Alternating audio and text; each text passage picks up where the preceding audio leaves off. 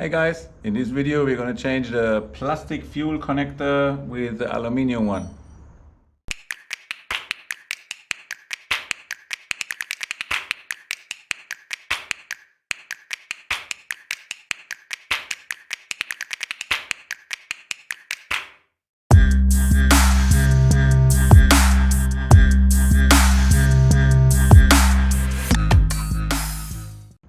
So one of the weak points from KTM seemed to be this plastic fuel point connector. I'm going to give you a close-up.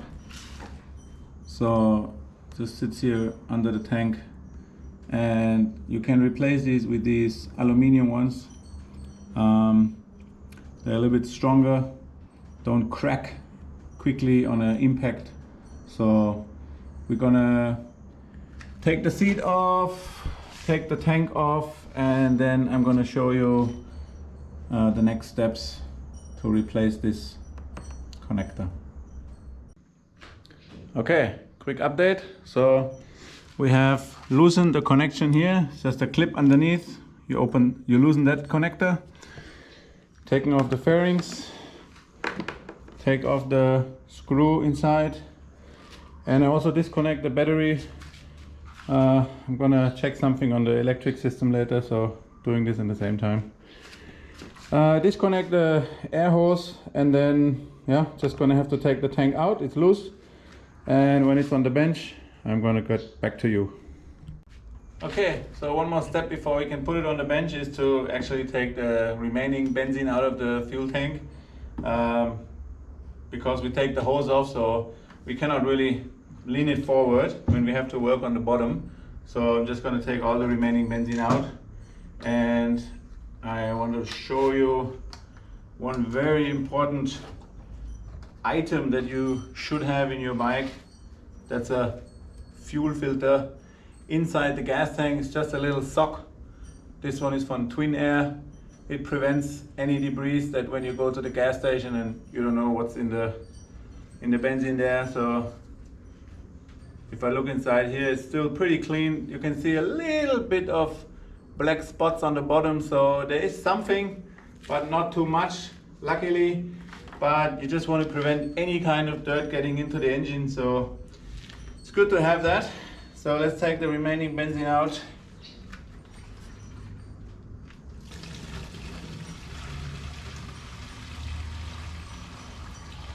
Love the smell of benzene.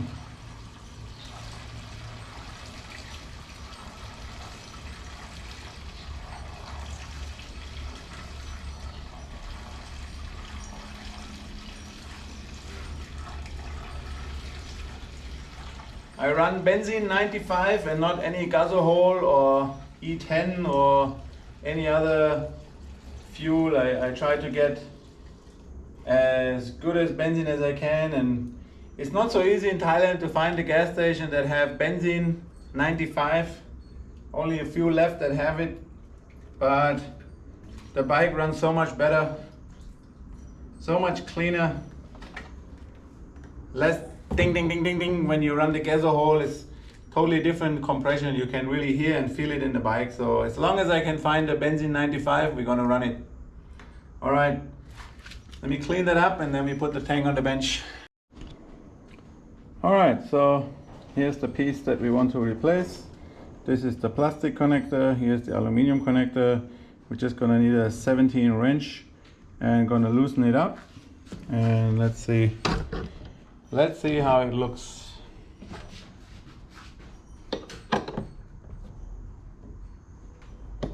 It's not very tight.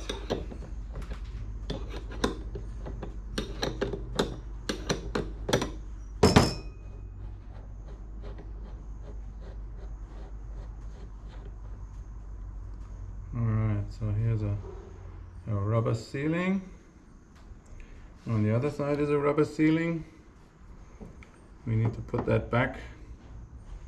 That has to fit right back into this aluminium part, so that looks good. Then on the inside there's another. Make that fit. Yep, fits perfect. So then we have to get this clamp off. And then it's really just putting it back together. A little bit of benzene coming out of here.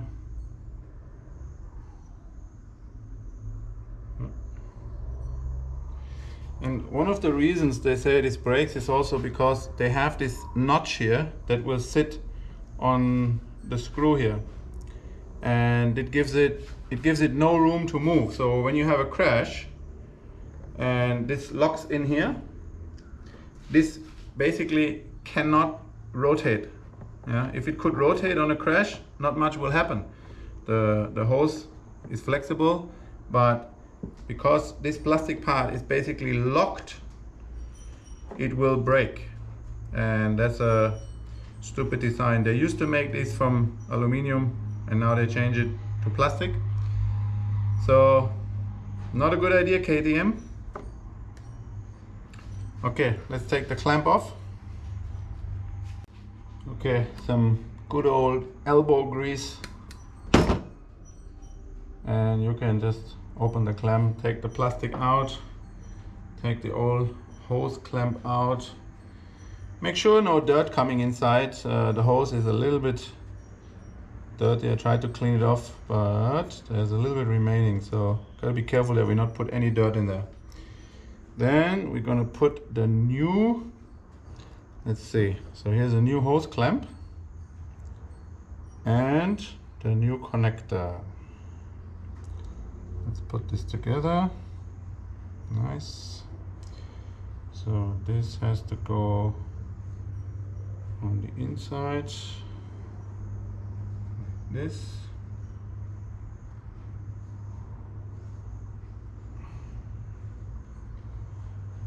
Okay.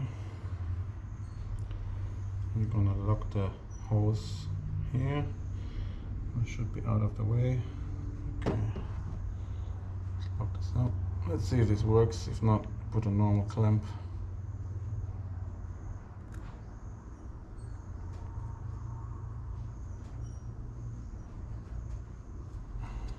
A little more.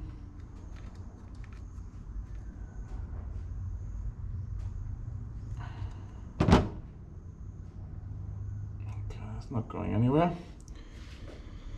Okay, and then basically we just put it back together, making sure it's clean here so that the rubber ring can do its job.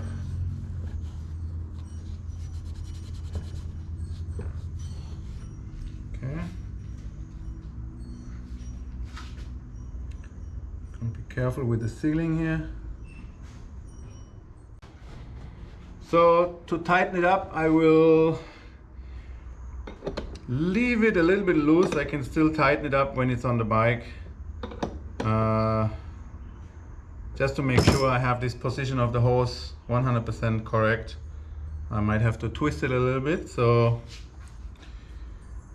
no problem. I can still make this tighter on the bike.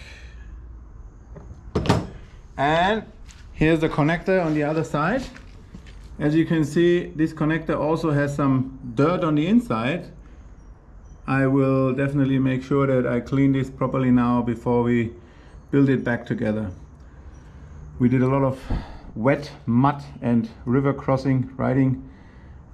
Clean the bike inside is, as you can see, the engine is clean, but the parts you can't access underneath, they're still dirty, and that's why when you do a job on the bike, got to make sure that don't get any dirt into important parts, hoses.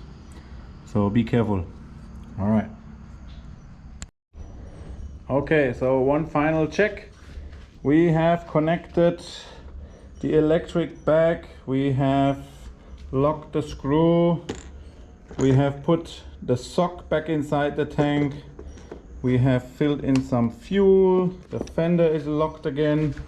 And on the bottom, important part, so we clicked the hose back into the connector. Make sure it really clicks and is connected. Friend of mine, bike didn't start because it wasn't really clicked in. I put this in the right position, and then I tightened the screw up to where I want it to be, not too tight. So if you can still turn it a little bit, so don't over tighten this. And I hope it does what it's supposed to do. If I ever fell on this and it somehow put pressure on this, that it turns away and doesn't break easily. So that's it for today. Last thing to do is start the bike and see if it runs. So please don't disappoint me. There we go. All right. Runs like a champ. Thank you for watching. If you like the video,